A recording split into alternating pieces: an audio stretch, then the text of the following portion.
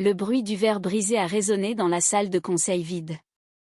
J'ai regardé la photographie encadrée de mon père, l'homme dont j'avais assisté aux funérailles il y a moins de 24 heures, rebondir au fond de la poubelle en métal. Adrien n'a même pas bronché. Il se tenait simplement en bout de table, ajustant les poignets de son costume sur mesure importé d'Italie.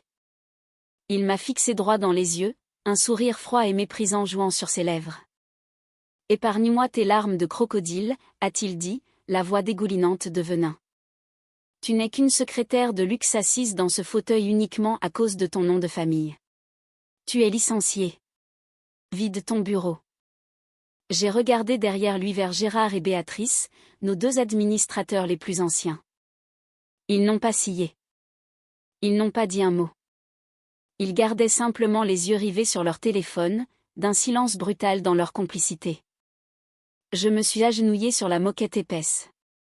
Un morceau de verre tranchant m'a entaillé le pouce alors que je fouillais dans la corbeille, mais j'ai ignoré la piqûre. J'ai sorti la photo de mon père des débris. J'ai essuyé la poussière scintillante sur son visage souriant, j'ai serré le cadre fermement sous mon bras et j'ai quitté la pièce.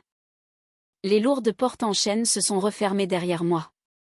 À 32 ans, j'étais la directrice générale déléguée de cette entreprise. J'avais passé la dernière décennie à enchaîner les nuits blanches, dormant sur un lit de camp dans le laboratoire de recherche, et à mettre au point la technologie médicale de pointe qui maintenait cette firme en vie. Adrien avait passé cette même décennie à papillonner entre les stations de ski de Courchevel et de Megève, dilapidant méthodiquement son fonds fiduciaire. Il ne se contentait pas de faire étalage de son pouvoir. Aujourd'hui, il se noyait. Les rumeurs dans les cercles financiers de la place de Paris étaient claires. Adrien devait 30 millions d'euros à des fonds d'investissement privés particulièrement impitoyables. Il était acculé. Pour se sauver, il lui fallait de l'argent, et vite. Il avait donc acheté Gérard et Béatrice. Il leur avait promis des parachutes dorés massifs pour former un bloc de vote de 40%. Cette alliance impie l'emportait totalement sur mes 49% d'héritage. Il avait orchestré ce guet-apens pour forcer une vente rapide de l'œuvre de toute la vie de mon père, simplement pour se sortir du gouffre financier qu'il avait creusé. Il pensait que je m'effondrerais. Il supposait que je ferais une crise de nerfs ou que je supplierais pour garder mon poste, mais il sous-estimait grandement la personne à qui il s'attaquait. L'ascenseur est descendu au sous-sol. Je suis sorti dans le parking en béton, le bruit de mes talons résonnant dans l'espace vide. J'ai déverrouillé ma voiture, je me suis glissé sur le siège conducteur et j'ai claqué la portière. Mes mains agrippaient le volant en cuir jusqu'à ce que mes articulations deviennent livides. Une boule s'est formée dans ma gorge, menaçant de m'étouffer. Je l'ai ravalée de toutes mes forces. J'ai cherché mon téléphone dans ma poche. L'écran a illuminé l'intérieur sombre de la voiture. J'ai ouvert une discussion avec Marine, ma meilleure amie et une avocate d'affaires redoutable, un véritable requin du barreau. J'ai tapé 3 mots et j'ai envoyé « C'est l'heure ». Lance. Mon téléphone a vibré dans le porte-gobelet. Une alerte email générale de l'entreprise. L'objet disait « Transition de la direction ». J'ai tapoté l'écran brillant. Adrien n'avait même pas pu attendre une heure complète. Il avait envoyé un message aux 400 employés. Tout en bas, sous le jargon corporatif stérile sur la restructuration et les « nouveaux horizons », il avait ajouté une note personnelle, « La princesse a quitté le château. Il est temps de se remettre au vrai travail. » Ma mâchoire s'est crispée si fort que mes dents me faisaient mal. Avant même que je puisse jeter le téléphone sur le siège passager, l'écran a clignoté avec un appel entrant. C'était le docteur Lefebvre. Il dirigeait notre division de recherche et développement depuis que j'étais au collège. « Clémence » a-t-il soufflé, la voix tremblante, totalement dépourvue de son calme habituel. « Il est en train de tout détruire. » « Détruire quoi, Lefebvre ? » Le laboratoire commémoratif. Mon estomac s'est noué. L'air dans la voiture est soudain devenu étouffant. Ce laboratoire portait le nom de ma mère gravé dans le bronze sur la porte. C'était la pièce exacte où mon père avait finalisé la formule de son premier essai clinique réussi. Adrien vient de signer l'ordre de travaux, a continué le docteur Lefebvre, la panique étranglant sa voix. La démolition commence lundi. Il vide les salles blanches pour construire un salon VIP pour les cadres. Mais Clémence, ce n'est pas le pire. J'ai serré le volant. Il vend la propriété intellectuelle. Tout le portefeuille de brevets sur l'auto-immunité, la thérapie même qui a donné 3 années de vie supplémentaire à ton père. Il cède toute avant-garde médicale pour une bouchée de pain. Les documents finaux sont en cours de rédaction en ce moment même. Vanguard. Les fonds vautours que mon père méprisait par-dessus tout. Adrien était en train d'arracher l'âme de notre travail de toute une vie simplement pour s'assurer un parachute doré de 50 millions d'euros pour lui et ses complices. Il allait brûler un héritage qui sauvait des vies humaines juste pour rembourser ses créanciers privés et s'acheter un autre yacht. Ce n'était plus une simple querelle familiale amère pour un fauteuil en cuir dans une salle de conseil. C'était une prise d'otage. Adrien était un homme profondément instable et terrifié, maniant une boule de démolition, et il la balançait directement vers le cœur de ma famille. J'ai raccroché. Le choc a disparu, remplacé par une adrénaline glaciale. J'ai passé la marche avant et j'ai quitté le garage en trombe. Adrien croyait que le pouvoir résidait dans les costumes italiens et les salles de réunion à huis clos. Il pensait que les gens qui nettoyaient les sols des laboratoires et gardaient les portes étaient totalement invisibles. Il avait passé des semaines à acheter les riches administrateurs, totalement aveugles aux fondations réelles de l'entreprise. Cette illusion arrogante était sa faille fatale. Il y a des années, mon père avait mis en place un plan d'épargne entreprise avec actionnariat salarié. Il avait octroyé 11% de la société aux ouvriers fondateurs, les fidèles de la première heure. Adrien les traitait comme du mobilier jetable. Moi, je les traitais comme ma famille. J'ai conduit directement vers le quartier populaire du sud de la ville. Je me suis assise à la table de cuisine étroite de Maria. Elle nettoyait nos laboratoires depuis 15 ans. Hervé, notre chef de la sécurité, était assis juste à côté d'elle, portant encore son badge.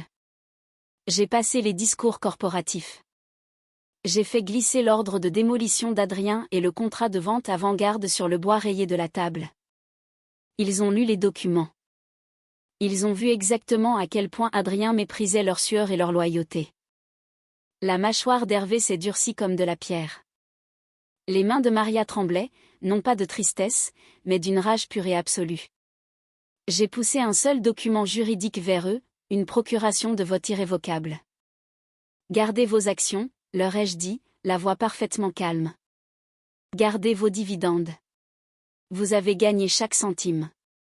Prêtez-moi simplement votre voix dans la salle du conseil aujourd'hui. Laissez-moi tenir le micro. Maria a saisi le stylo et a signé son nom avec une force brutale. Hervé a pris le stylo ensuite. En l'espace de 2 heures, j'ai rendu visite à 6 autres employés d'origine, des mécaniciens, des chefs d'entrepôt, des superviseurs de nuit. Chacun d'entre eux a signé la procuration sans une seconde d'hésitation. J'ai contourné les banques.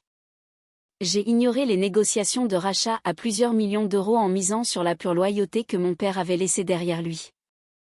Mon pouvoir de vote a légalement et instantanément bondi à une majorité absolue de 60%.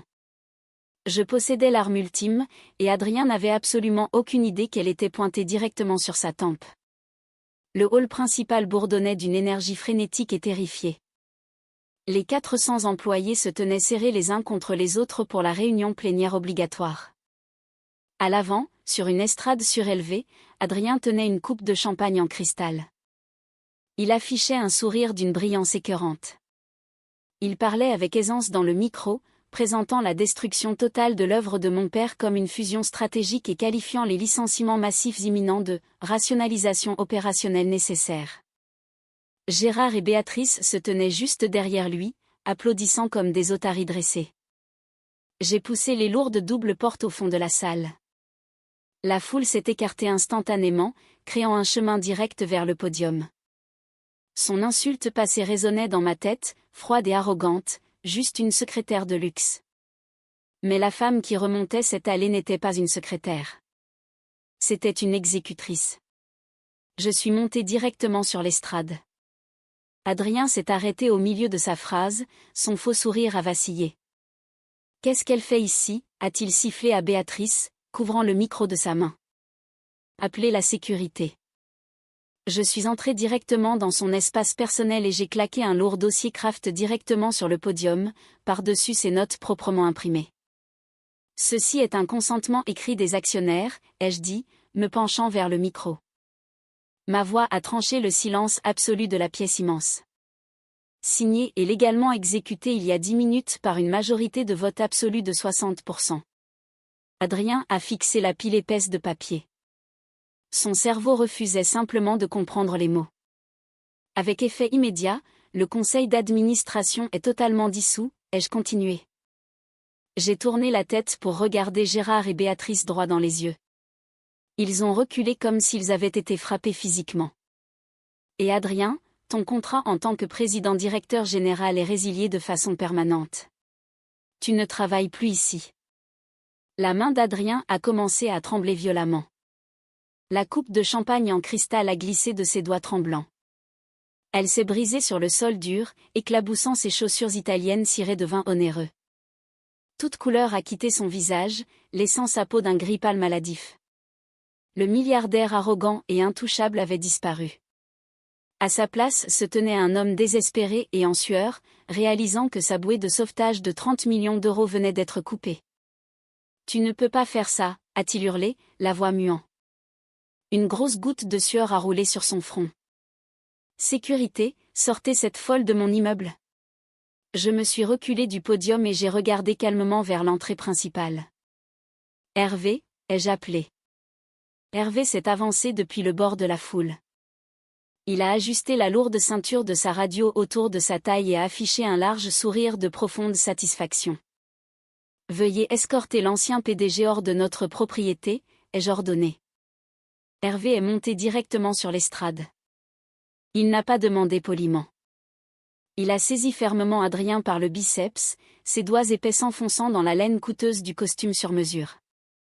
Adrien se débattait et bafouillait, crachant des menaces paniquées de poursuites judiciaires, mais Hervé l'a simplement tiré vers l'avant, le traînant physiquement dans l'allée centrale. Au premier rang, Maria a croisé les bras sur son uniforme bleu de technicienne de surface. Un sourire lent et fier s'est dessiné sur son visage. Quelqu'un au fond a commencé à applaudir. En 3 secondes, tout le hall a explosé en une salve d'applaudissements assourdissants. Je me tenais au podium, contemplant cette mer de visages, respirant enfin un air pur. Plus tard cette nuit-là, mon téléphone a vibré sur la table de chevet. L'écran a illuminé la chambre sombre avec un seul message d'Adrien, « Tu n'as récupéré qu'une coquille vide ». Il se pensait génial.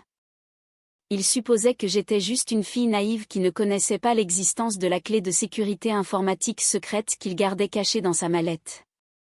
Poussé par une rancœur pure et ses 30 millions de dettes, il s'est connecté à nos serveurs depuis son hôtel particulier. Il prévoyait de télécharger la propriété intellectuelle principale et de la vendre à Vanguard Medical sur le marché noir avant que son licenciement ne soit totalement traité par le système. Ce qu'il ne savait pas, c'est que Marine et moi attendions exactement ce mouvement. Nous ne lui avons pas bloqué l'accès au système. Nous avons construit une porte, nous l'avons laissée grande ouverte et nous avons allumé les lumières. Notre équipe technique avait déjà isolé son identifiant spécifique dans un environnement de test sécurisé, un pot de miel. Les fichiers qu'il a téléchargés frénétiquement n'étaient pas nos brevets vitaux. C'étaient des données factices marquées numériquement, surveillées de près par la brigade de lutte contre la cybercriminalité. Chaque clic, chaque fichier transféré constituait un délit fédéral d'espionnage économique. S'il était simplement parti après que je l'ai licencié, il n'aurait perdu que son emploi. Il aurait pu prendre ses costumes chers et se débrouiller seul avec sa dette colossale. Mais son ego fragile ne pouvait supporter de perdre face à moi. Son avidité profonde, son incapacité absolue à accepter la défaite de la part d'une femme qu'il considérait comme inférieure, ont creusé sa propre tombe. Je n'ai pas détruit Adrien. Je lui ai juste tendu une pelle. À 6 heures précises le lendemain matin, les agents de la police judiciaire ont enfoncé la porte en acajou de son domaine. Ils l'ont traîné sur sa pelouse impeccable en pyjama de soie, les mains fermement menottées dans le dos. À midi, Gérard et Béatrice ont présenté leur démission inconditionnelle dans une tentative désespérée d'éviter des accusations de complicité. Je suis descendu au laboratoire et j'ai rendu les clés principales au docteur Lefebvre. Notre héritage était enfin en sécurité. Le verdict est tombé exactement 3 mois plus tard. Le juge a condamné Adrien à 84 mois de prison ferme pour espionnage économique, sans possibilité de libération conditionnelle avant d'avoir purgé au moins 60 mois. Le tribunal a également ordonné une restitution totale de 30 millions d'euros, à liquider de ses actifs personnels restants. Il a perdu l'hôtel particulier. Il a perdu les voitures de sport importées. Il a absolument tout perdu. Gérard et Béatrice ont évité la prison, mais l'autorité des marchés financiers leur a interdit de siéger dans tout conseil d'administration de façon permanente, leur infligeant à chacun une amende de 250 000 euros. Mais la ruine légale n'était pas le pire pour Adrien. C'était l'effacement social. Son club de golf exclusif a publiquement révoqué son adhésion. Les gens avec qui il buvait du scotch à 1 000 euros la bouteille se sont soudainement trouvés totalement incapables de se souvenir de son nom. Il est devenu un fantôme dans sa propre ville. 6 mois après le début de sa peine, une enveloppe en papier fin est arrivée à mon bureau. Elle portait le tampon d'un centre pénitentiaire. J'ai reconnu son écriture désordonnée immédiatement. Il a écrit 4 pages sur la façon dont la pression immense l'avait submergé, comment il essayait seulement de protéger la richesse de notre famille, comment notre père aurait voulu que nous nous pardonnions. Il a même eu l'audace absolue de me demander de déposer de l'argent sur son compte de cantine carcérale. J'ai lu l'intégralité de la lettre debout près de la fenêtre. Mon pouls est resté parfaitement régulier. La rage brûlante que je portais autrefois avait totalement disparu, remplacée par une indifférence froide et paisible. J'ai plié la lettre parfaitement en 2 et je l'ai jetée directement dans la déchiqueteuse à papier. La machine a vrombé pendant exactement 3 secondes. Le dernier morceau de lui s'est transformé en confetti. L'air à l'intérieur de notre bâtiment semble totalement différent maintenant. Il semble incroyablement léger. J'ai officiellement promu le docteur Lefebvre au conseil d'administration. Hervé dirige maintenant toute notre division de sécurité régionale, et la petite fille de Maria vient de commencer un stage dans notre département comptable, entièrement financé par une bourse d'études que nous avons établie au nom de ma mère. Chaque vendredi soir, Marine et moi commandons des plats à emporter et nous nous asseyons sur le toit du laboratoire, regardant les lumières de la ville s'étendre dans l'obscurité. Je suis entourée de gens qui ne partagent pas seulement une fiche de paie, mais qui partagent un but. C'est ma famille de cœur. Le chaos est enfin terminé. Nous construisons, tout simplement. Je suis assise au bureau de mon père en ce moment même. La silhouette de la ville brille derrière moi. Et pour la première fois de ma vie, je sais exactement pourquoi ma place est dans ce fauteuil. Les hommes comme Adrien sont dangereux parce qu'ils sont fondamentalement vides. Les narcissiques opèrent sous l'illusion que le monde leur doit un atterrissage en douceur. Ils confondent ce qu'ils ont hérité avec ce qu'ils ont gagné. Leur insécurité profonde les rend incroyablement désespérés. Et ce désespoir les rend totalement aveugles à la force immense des personnes qu'ils considèrent comme inférieures à eux. Si vous avez affaire à un narcissique toxique en ce moment, j'ai besoin que vous compreniez 3 choses. Règle numéro 1. Les titres n'achètent pas la loyauté. Une carte de visite luxueuse peut faire peur aux gens, mais le vrai pouvoir se gagne en respectant les personnes invisibles qui maintiennent réellement les lumières allumées. Règle numéro 2. Ne poussez jamais une personne en deuil dans ses derniers retranchements. Quand Adrien a jeté la photo de mon père, il pensait affirmer sa dominance. Au lieu de cela, il m'a totalement libérée de ma dernière tenue morale. En essayant de me briser, il a créé son propre pire cauchemar. Et règle numéro 3, la vengeance ultime est calculée et légalement silencieuse. Vous n'avez pas besoin de hurler. Vous n'avez pas besoin de faire une crise. Vous construisez simplement une porte, vous la laissez complètement déverrouillée, et vous laissez l'avidité sans borne du méchant le conduire directement dans une cellule de prison. Avez-vous déjà tout perdu à cause de quelqu'un qui pensait que vous étiez trop faible pour vous battre? Dites-moi comment vous avez bâti votre empire à partir de leurs cendres dans les commentaires ci-dessous. Et partagez cette vidéo avec quelqu'un qui a besoin d'un rappel aujourd'hui. Personne ne peut éteindre votre feu à moins que vous ne leur donniez l'eau pour le faire. Bienvenue à nouveau. Je sais exactement ce que vous hurlez devant votre écran en ce moment. Vous êtes là à vous demander pourquoi diable Clémence a passé 10 ans à faire des nuits blanches dans un labo pendant que son arrogant de frère par alliance brûlait son fonds fiduciaire. Pourquoi a-t-elle attendu que son père meure et d'être publiquement licencié pour enfin taper du poing sur la table et contre-attaquer? Il est facile de juger de l'extérieur, mais laissez-moi vous expliquer la psychologie des dynamiques familiales toxiques. Clémence n'était pas stupide et elle n'était certainement pas faible. Elle était piégée dans ce qu'on appelle l'effet machine à sous, également connu en psychologie sous le nom de renforcement intermittent. Quand vous avez affaire à un narcissique comme Adrien ou à une entreprise familiale compliquée, il ne vous traite pas horriblement 100% du temps. De temps en temps, il vous donne une petite miette de validation, un sourire poli lors d'un dîner, une vague promesse que votre travail acharné finira par payer quand le moment sera venu.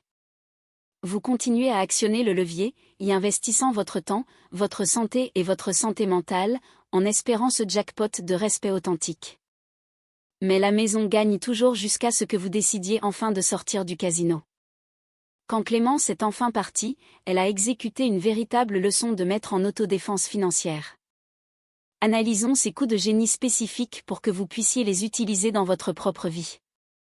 D'abord, nous avons la stratégie de l'audit. Les escrocs, les manipulateurs et les personnes toxiques détestent absolument les détails.